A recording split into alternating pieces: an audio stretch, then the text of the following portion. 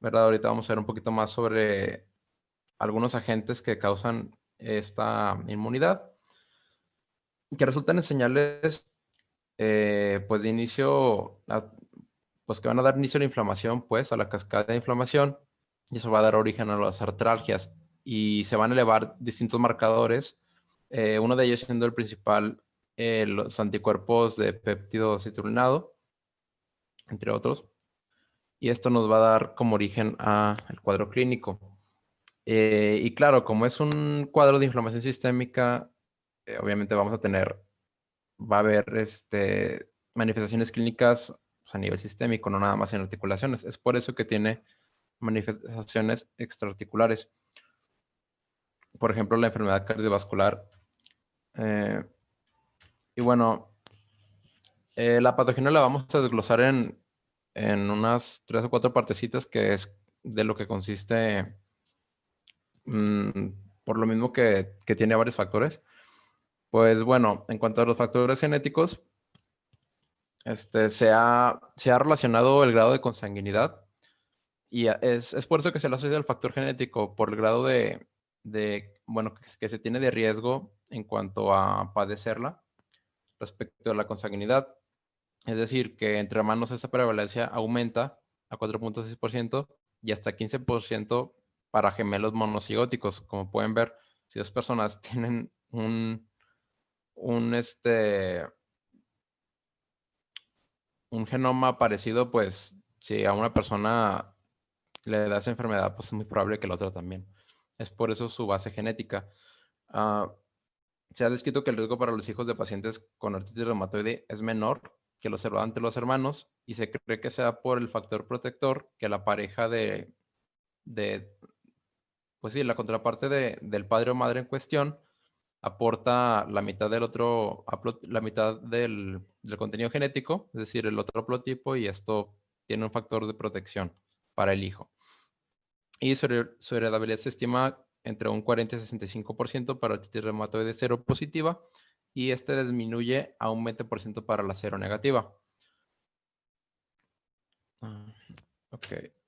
Entre los factores ambientales que se han asociado a esta enfermedad son el tabaquismo, porque el tabaquismo, aparte de inducir estrés oxidativo, se ha asociado a una mayor citrulinación de los péptidos, que ahorita va a comentar en un momento. El bajo nivel socioeconómico, esto no sé exactamente por qué. Y el microbioma, que es una parte de la ciencia que se ha estado desarrollando más últimamente, que tiene que ver con cómo la flora microbiana pues influye en nuestro organismo y esto sobre todo con la cuestión inmunológica. Con Entonces, en respecto al cuanto bajo nivel sí. socioeconómico, ay, perdón, Doc. Con respecto al bajo nivel socioeconómico, los factores asociados son varios. En parte tiene que ver la cuestión sociocultural y en otro parte tiene que ver los agentes a los que están expuestos.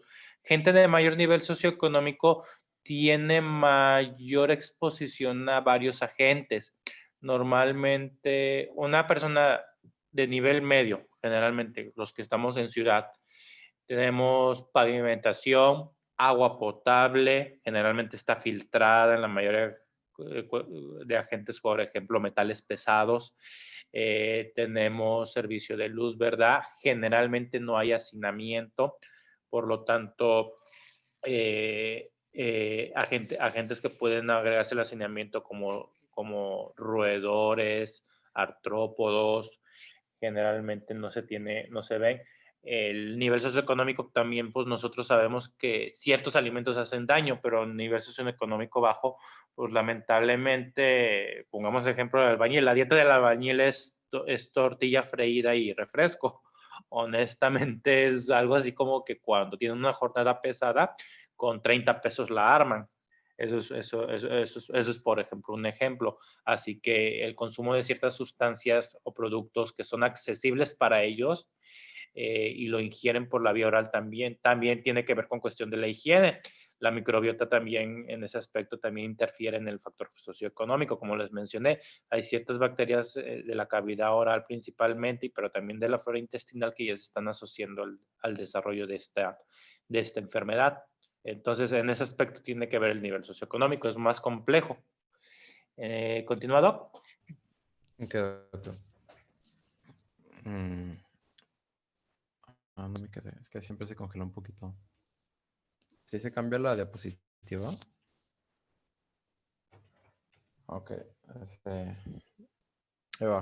Ok, entonces en cuanto a la HLA y la hipótesis del epítopo compartido, pues bueno, se ha visto que el factor de riesgo más importante para la artritis reumatoide se ubica en el cromosoma 6, que es donde se ubica la región del HLA.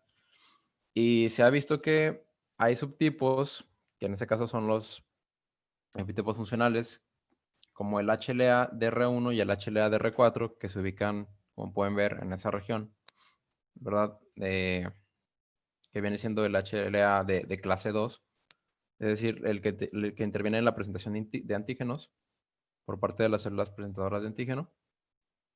Y bueno, se ha visto que estos subtipos comparten secuencias de aminoácidos en la cadena HLA-DRB1.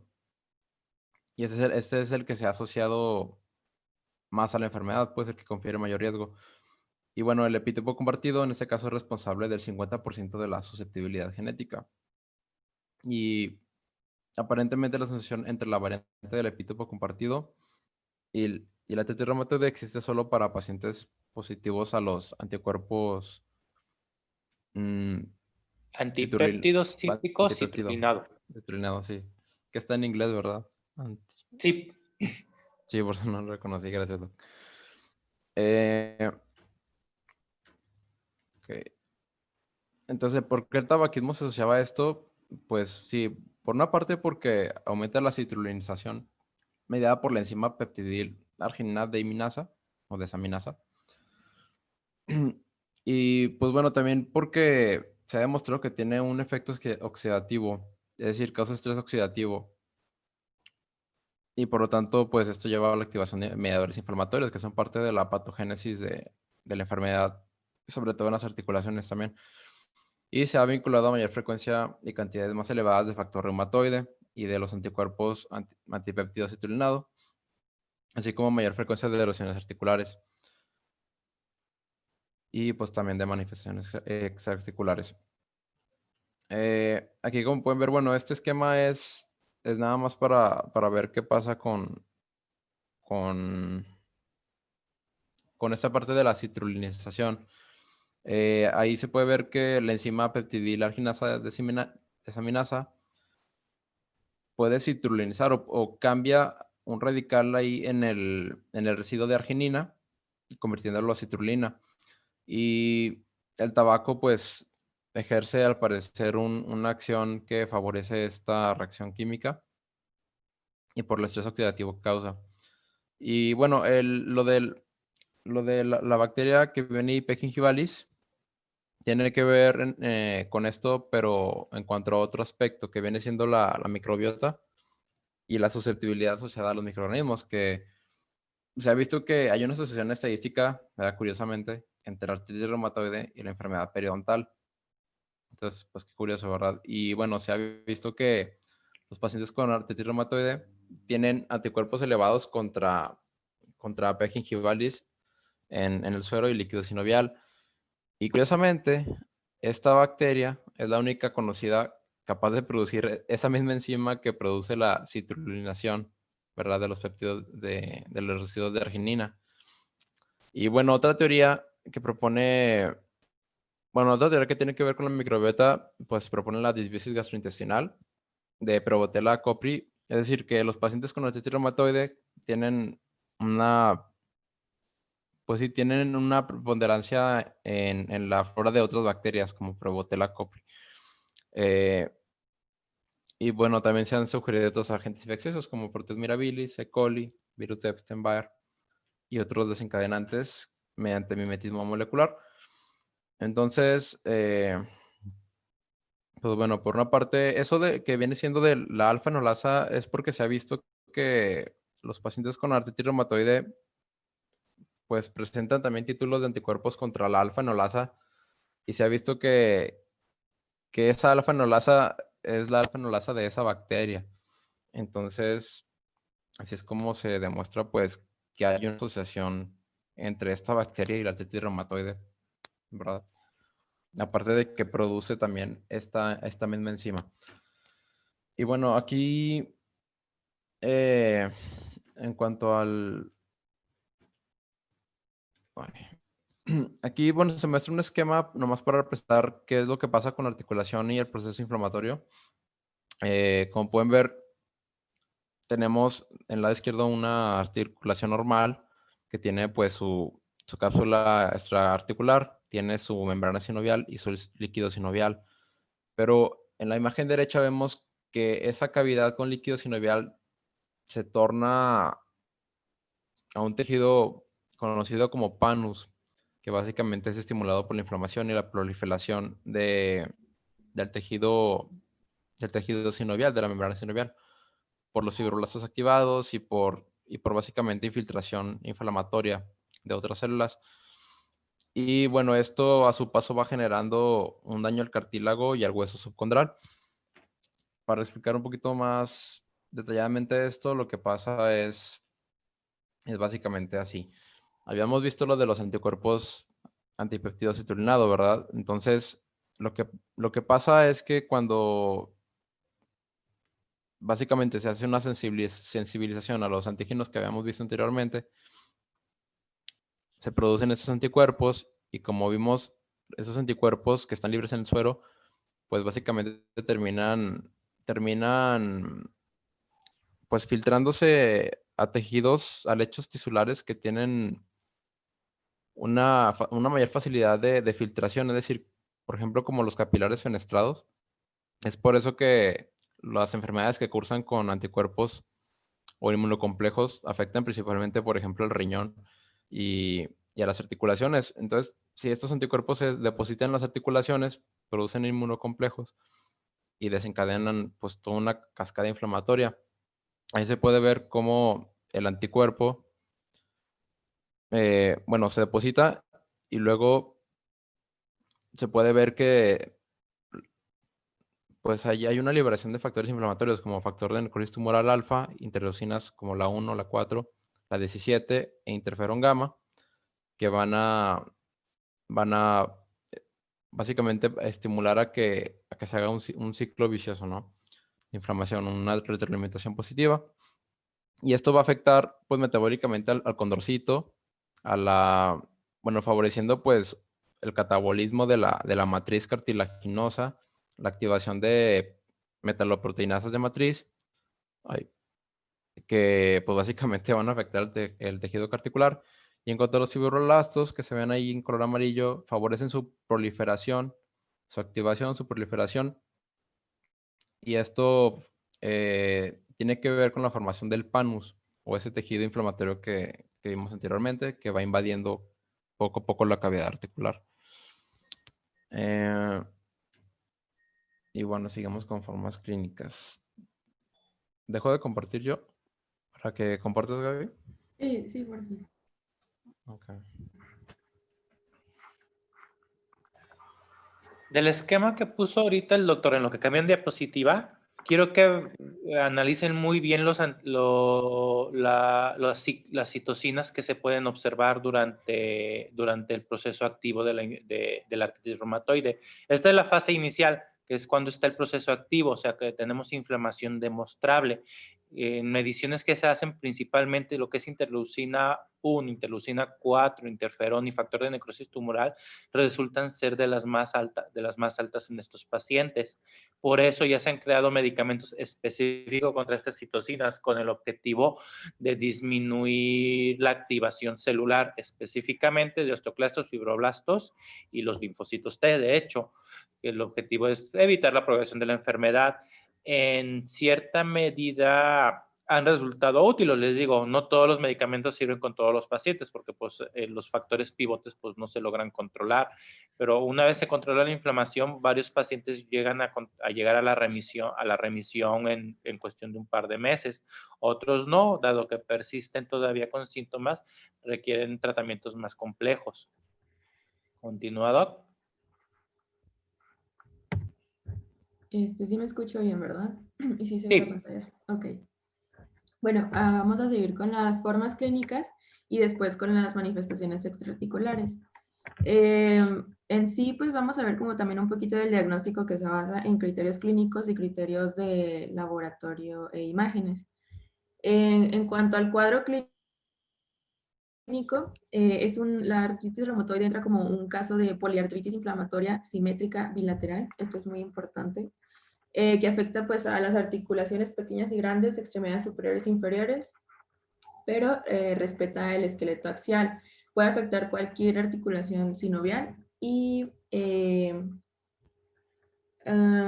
puede ser, es crónica, poliartritis crónica, simétrica, y es aditiva porque comienza primero, puede ser monoarticular y luego ya va afectando más articulaciones hasta que pues al final termina en su cuadro clínico de poliartritis.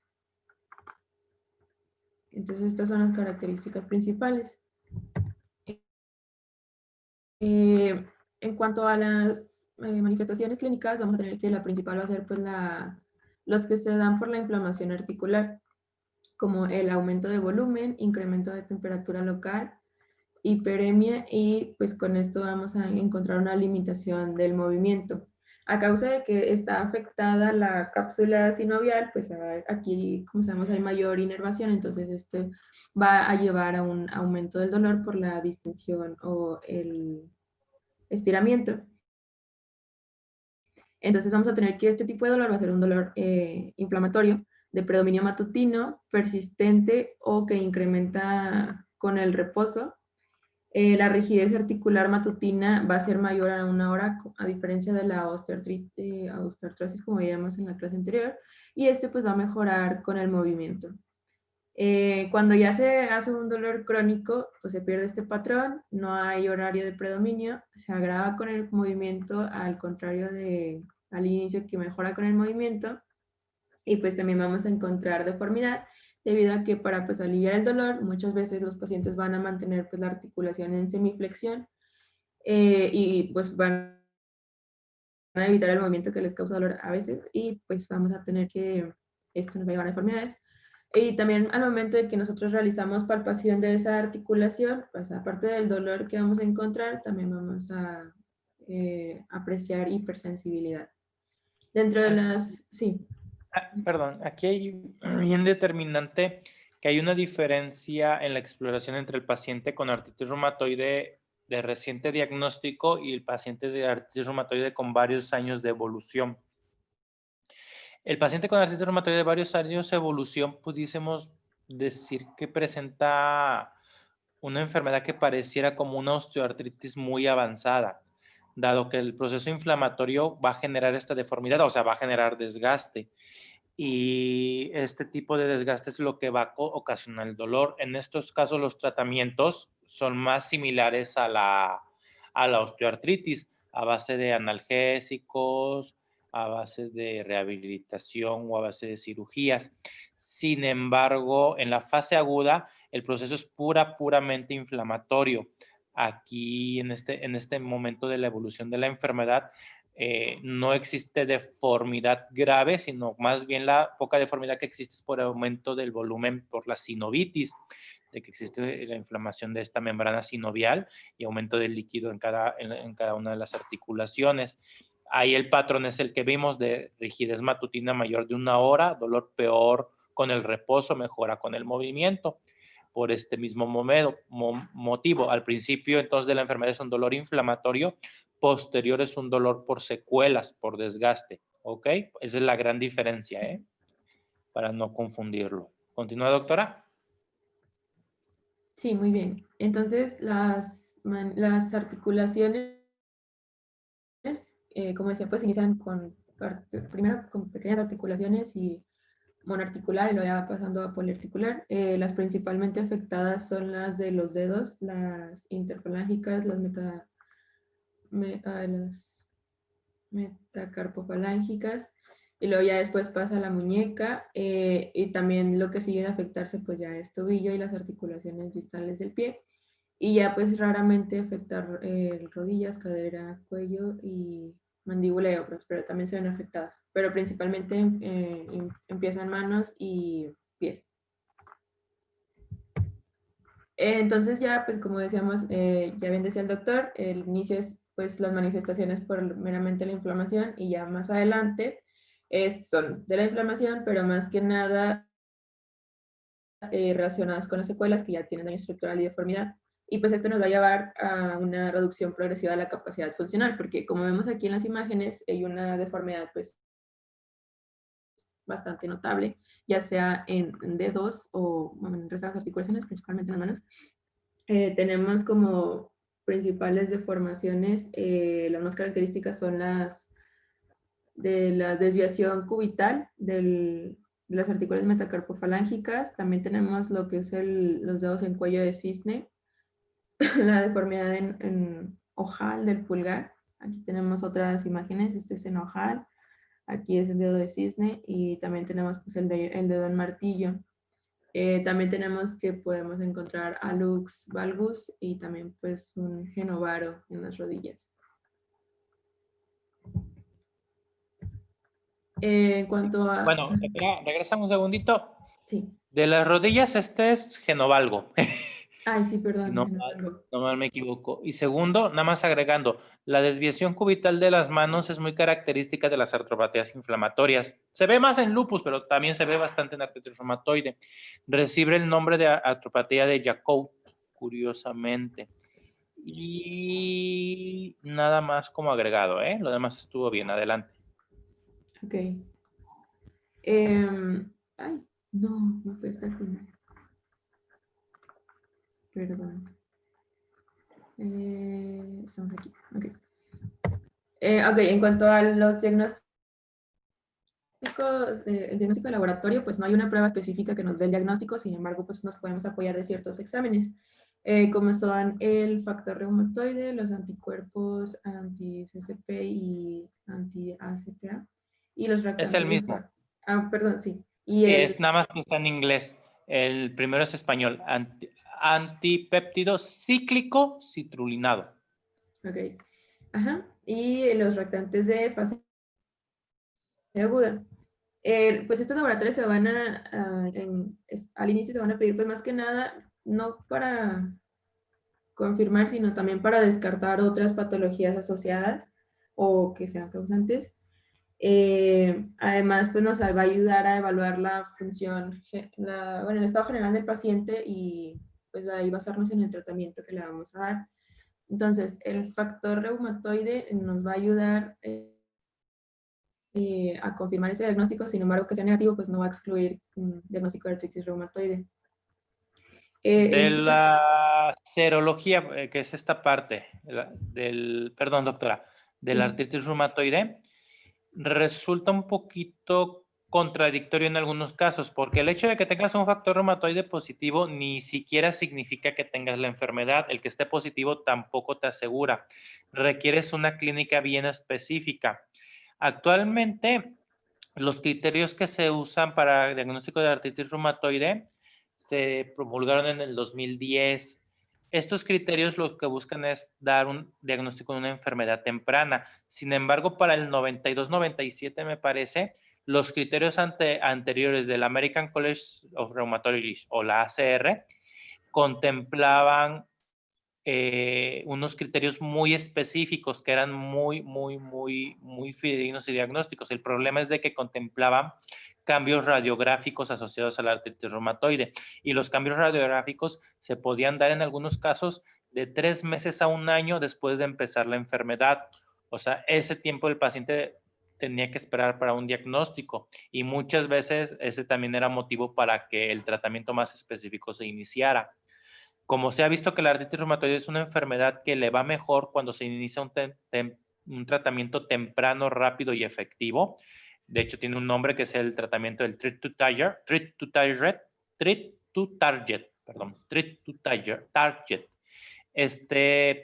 Este tratamiento muy específico que busca específicamente irse contra los marcadores inflamatorios directamente, se ha visto que entre manera más temprana les va mejor el paciente. Entonces, lo que se busca aquí es detectar las artritis tempranas cuando no están bien diferenciadas y tratar de estas artritis tempranas buscar ciertos factores que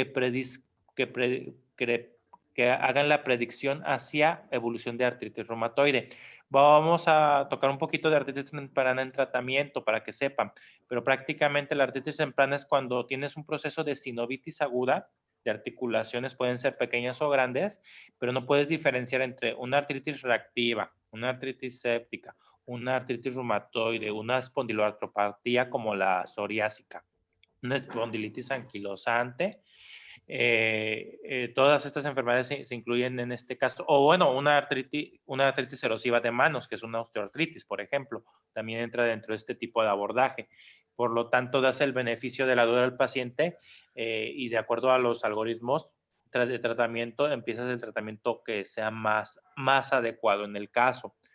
Por eso les digo, actualmente, entonces, estos sí entran dentro de los algoritmos diagnósticos. Sin embargo, su interpretación requiere análisis. Un factor reumatoide pedido al azar, de manera espontánea en un paciente o con un cuadro de dolor articular no inflamatorio, no significa que tenga artritis reumatoide. Requieres indagar más.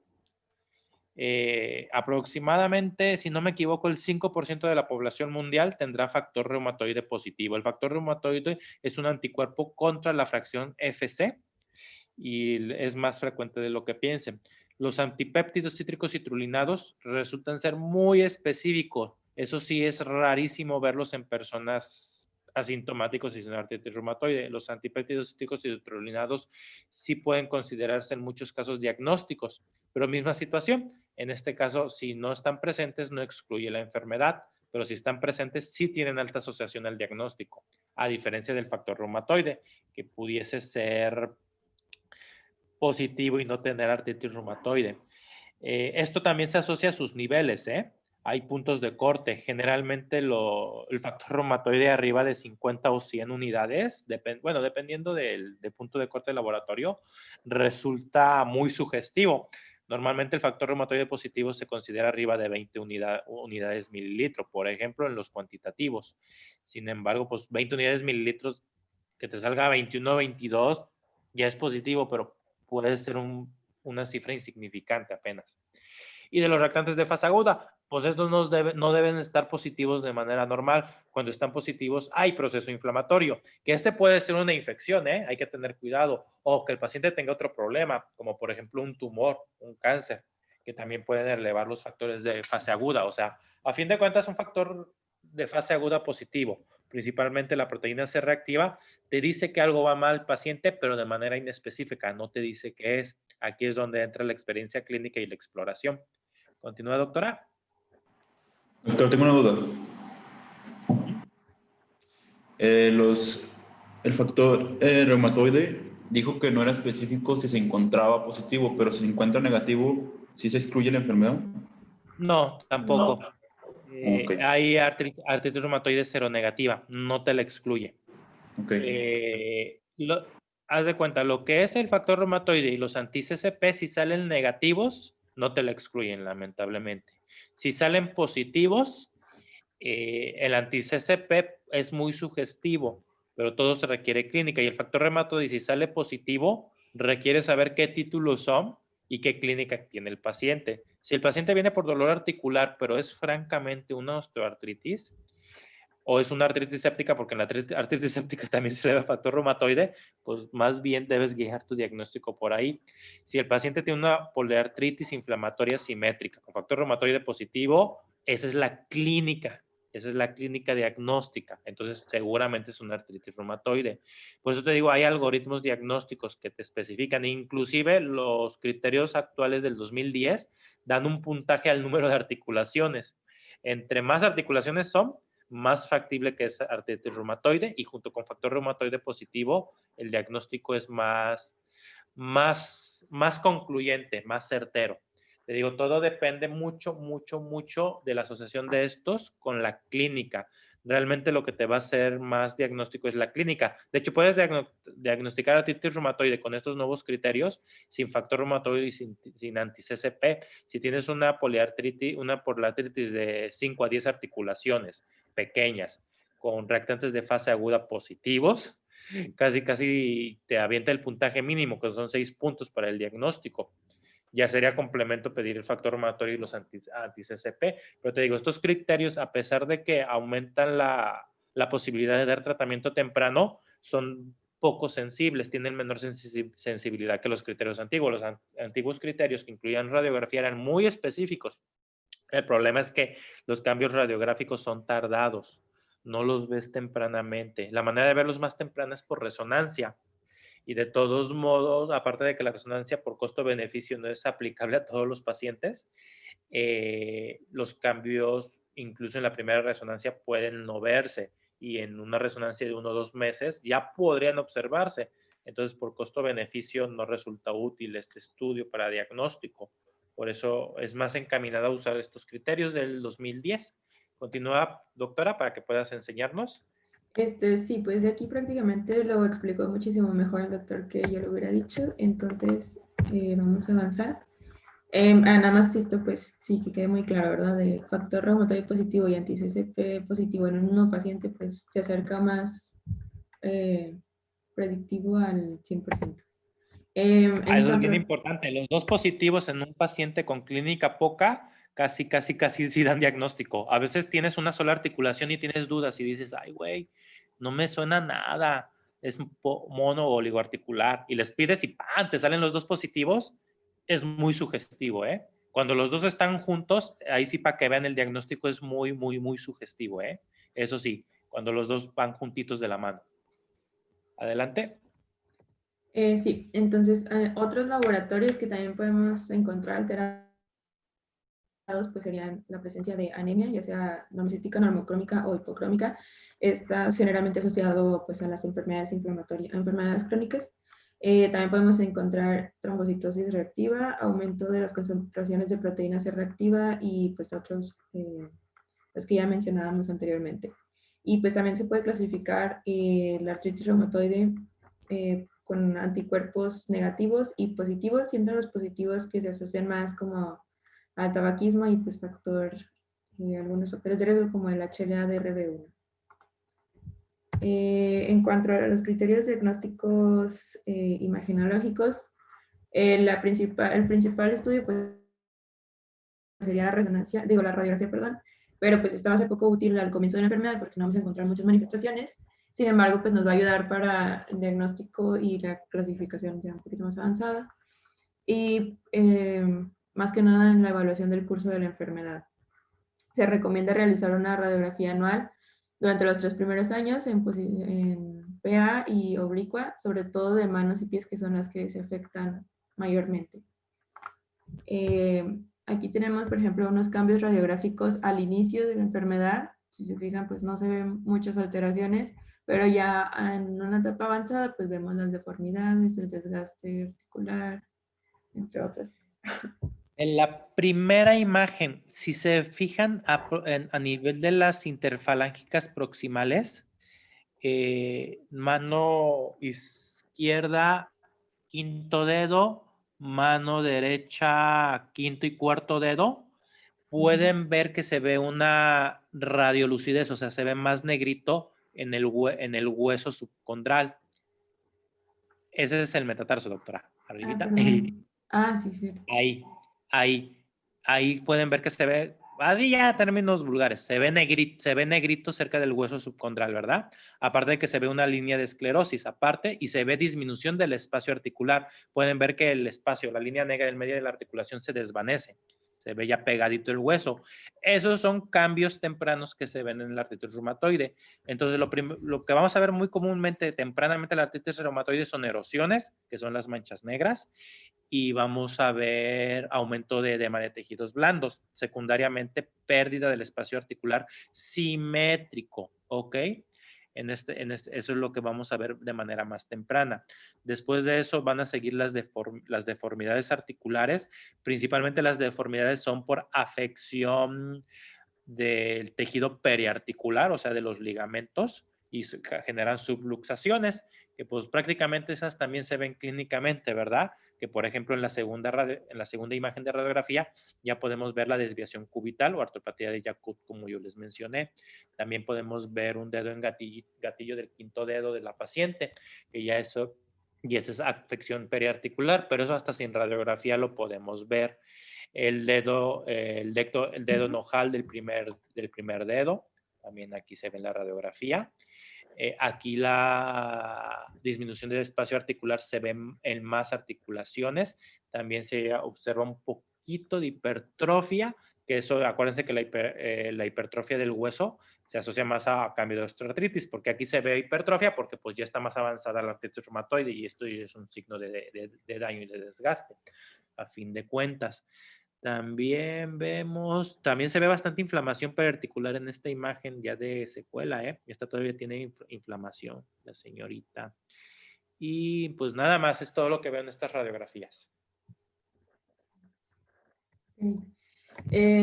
Metí también este método de evaluación de Sharp-Van-Der-Heijs, que pues decía que era como el más utilizado, si no es que el gold standard, creo. Va a evaluar las erosiones en manos y pies según el número de articulación. Evalúa 16 áreas y les da un puntaje, siendo de máximo de 160 en las manos y 120 en los pies. Y también pues evalúa la disminución del espacio articular en 15 áreas, también de manos y pies. No sé si sea importante mencionar esta o... Es nada más, vale la pena para que sepan que existe. La verdad, ustedes no lo van a usar, solo lo usan reumatólogos y deberíamos usarlo los internistas, pero la verdad es que comúnmente no lo hacemos. Sirve para valorar grado de severidad de acuerdo a evaluación radiográfica, pero como el diagnóstico, te digo, ya casi no lo hacemos por radiografía, sino que nos basamos más en criterios clínicos, ha caído en desuso, pero sí es bastante útil, ¿eh? El puntaje te ayuda a saber, por lo menos no es diagnóstico, te ayuda a saber la severidad de la enfermedad. En ese aspecto resulta por eso bastante útil. Si quieres, pásala, te digo, más allá de que conozcan que existe, no tiene utilidad para ustedes. Muy bien. Bueno, también se menciona que se puede utilizar el ultrasonido en etapas tempranas, que pues, nos van a mostrar la sinovitis, y pues podemos usar el Doppler, pero pues no es tampoco tan usado. Ya dijimos que nos basamos más en la clínica. En cuanto pues, a la historia natural, sería, bueno, la evolución. El ultrasonido, déjame decirte, doctora, que es la moda ahorita, ¿eh? O sea, ya se usa bastante porque detecta cambios tempranos. No como la resonancia. Para cambios tempranos la mejor es la resonancia. Pero el ultrasonido resulta ser un dispositivo costo-beneficio muy bueno. Resulta barato en consulta y ha caído mucho en moda. Al menos en México los reumatólogos ya lo usan bastantillo. En Estados Unidos, reumatólogos y internistas. Aquí, pues, la verdad, nosotros de internistas en México no sabemos usar aparatos de ultrasonido, por eso no lo hacemos, pero ya hay cursos, ya se están capacitando. Probablemente, bueno, no probablemente, se está proponiendo que el ultrasonido es el nuevo estetoscopio. O sea, realmente se está volviendo el estudio de moda porque es muy accesible, los equipos ya se han abaratado. Diciendo abaratado es que ya puedes conseguir equipos por 60,000 pesos. Antes costaban, bueno, los más grandes certificados cuestan 250,000, 500,000 pesos. Sin embargo, los equipos portátiles han resultado tener un precio muy accesible y dado que son estudios que se pueden hacer al pie de cama en pacientes críticos, como por ejemplo en terapia intensiva, se ha vuelto un estudio, digamos, muy solicitado y ya que se está empezando a utilizar más. Probablemente en un futuro, en 10, tal vez 15 años, ya existe una clase específica de ultrasonido en las facultades de medicina, pero de momento les digo, se está volviendo el estudio de moda. Ok. Continúa, doctora. Ujú. Bueno, esto les mencionaba que era como más que nada la evaluación, digo, la evolución de los anticuerpos, que muchas veces pues van a estar elevados en pacientes asintomáticos de entre 5 y 10 años antes de las manifestaciones clínicas, y conforme progresa la enfermedad pues va a aumentar también el número de anticuerpos.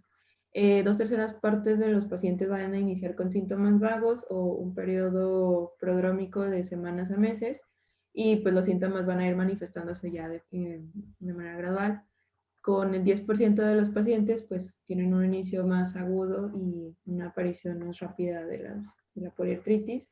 Y aquí pues encontramos manifestaciones más generales. Así es como va evolucionando. A veces antes de las manifestaciones ya encontramos alteraciones, pero conforme avanza la enfermedad van aumentando tanto las manifestaciones como los anticuerpos.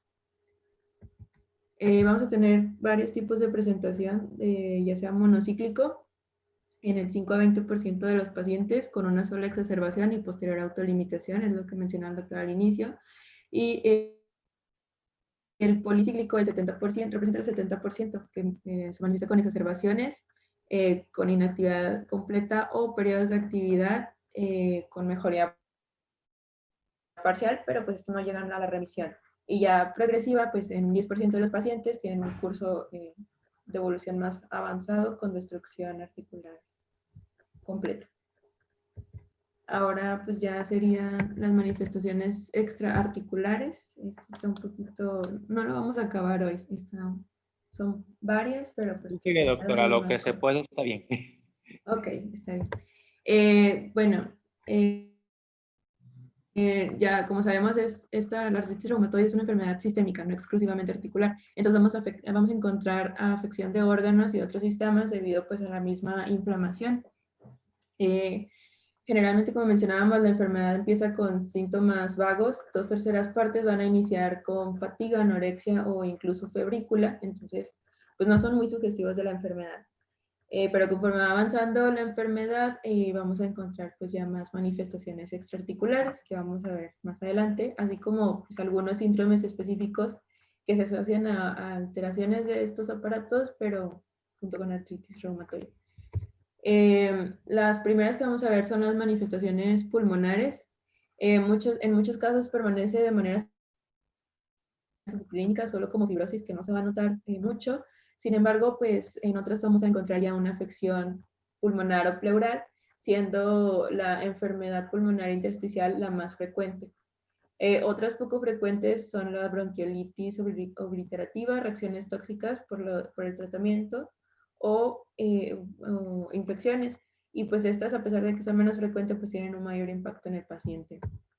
Siempre hay que recordar esto de las reacciones tóxicas, doctora. Por suerte no es tan frecuente, pero recuerden lo que les comenté de que desde que inician tratamiento hay que hacer valoración radiográfica anual en todos los pacientes, sobre todo cuando están con metotrexate, que es el que más asocia a manifestación pulmonar tóxica, porque es la única forma de diferenciarlos cuando hay una enfermedad pulmonar intersticial y una neumonitis por metotrexate, la verdad. Continúa, doctora. Muy bien. Bueno, les decía que la enfermedad pulmonar intersticial es la más común, asociada a pacientes con artritis reumatoide, y pues su frecuencia aumenta conforme evoluciona la enfermedad. Muchas veces pues no vamos a ver muchas manifestaciones clínicas, pero pues ahí la vamos a tener. Vamos a tener diferentes tipos histológicas, formas de presentación, imagenología, respuesta al tratamiento y curso. Sin embargo, pues dentro de los tipos histológicos tenemos todos estos, siendo, bueno, sí, encontramos la no específica, la intersticial usual, criptogénica, intersticial linfocítica, descamativa o daño alveolar difuso. Aquí los factores de riesgo pues van a ser que una enfermedad más grave, que se presenten otras manifestaciones sistémicas aparte de las pulmonares, con títulos altos, y pues se presenta sobre todo en género masculino, de edad avanzada, y pues se asocia más al tabaquismo. Los síntomas, les decía que no van a ser muy específicos, puede parecer cualquier tipo de infección, afección pulmonar, presenta tos, disnea de esfuerzos, estertores en ambas bases, y los laboratorios pues tampoco van a ser muy específicos. Lo único que podríamos notar alterado serían la capacidad vital funcional alterada mayor al 10% y la capacidad... ay, se me fue el nombre. Fíjate que no identifico la abreviatura. No sé, ¿no te habrás equivocado de letra? No, sí era... capacidad de difusión, perdón. Ok. Mayor al 15% alterada. Entonces, pues no van a ser muy sugestivos. Podemos ayudarnos de unos métodos de imagen. Bueno, el primer lavado bronquialveolar para descartar otras patologías. La biopsia pulmonar no es muy utilizada por ser un método invasivo, sin embargo, pues la TAC y la radiografía nos van a ayudar, siendo la TAC de alta resolución la que nos ayuda a detectar cambios más tempranos y más específicos. También se asocia aquí el síndrome de Hamann-Rich, que es neumonitis intersticial aguda y pues asociada a la artritis reumatoide. En cuanto a la radiografía, pues podemos ser normal en el inicio, pero pues nos va a mostrar algunas alteraciones iniciales como opacidades basales, más común el vidrio despulido o opacidades reticulares o nodulares. Pero les mencionaba que la ATAC es la más específica porque muestra los cambios a pesar de que los pacientes sean asintomáticos. Nos muestra bronquiectasias, velamientos de campos pulmonares y también pues las imágenes en panal de abeja que, como les decía, a veces la única alteración es una fibrosis y pues se manifiesta como este panal de abeja. También Doctora, tenemos hasta aquí nos quedamos. Ok. Bueno, si quieres pon la siguiente diapositiva, yo le explico ya para acabar. El síndrome de Kaplan, no lo confundan con Hamann-Rich. Hamann-Rich es neumonitis intersticial más artritis reumatoide. Kaplan forzosamente es una neumoconiosis. Puede cursar similar a una neumonitis intersticial, pero deben encontrar el factor de riesgo.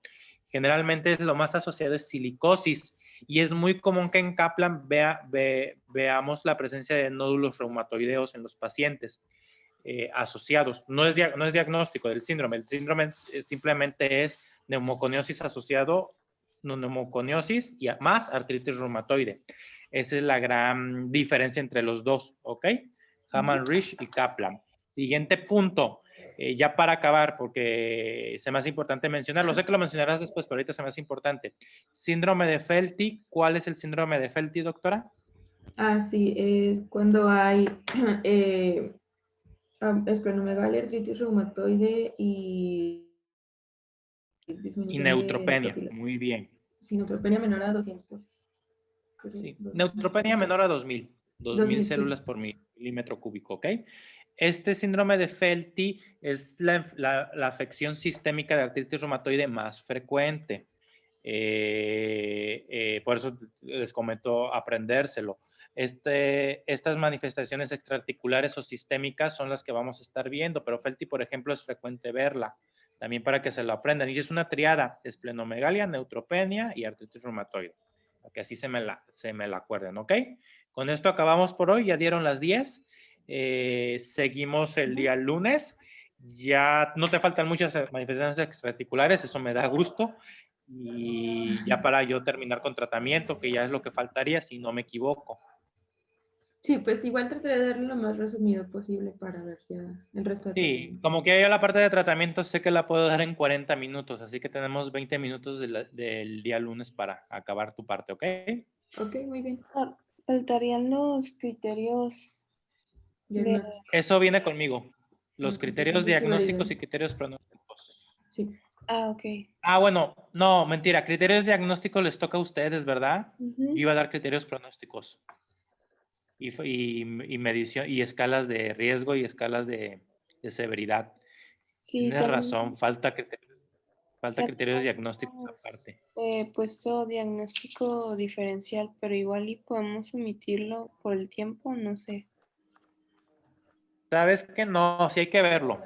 Sí hay que verlo, porque lo importante aquí es saber diferenciar artritis reumatoide de otras artritis. Y no lo veremos más adelante y veremos las demás artritis. Sí, vamos a verlo. A ver cómo nos ajustamos de tiempo. Ahora sí que a mí me tocará ajustar. Vamos a ir viendo, pero se me hace más importante la parte de diferenciación, porque aquí es el punto donde vamos a saber diferenciar osteoartritis, artritis reumatoide y las artritis seronegativas, que son varias, que las veremos en el curso, pero diferenciarlas solo en esta parte la vamos a empezar a tocar. Bueno, ahí no las arreglamos, pero sí. Sí, ustedes dan criterios diagnósticos, es cierto. Yo me voy a meter con escalas pronósticas y criterios de severidad, que es aparte. Eso es muy aparte. Muy bien, ¿Sí? doctor. Sí. Dale, pues nos vemos. No les quiero quitar tiempo de su otra clase, ¿eh? Hasta luego. Saludos, gracias.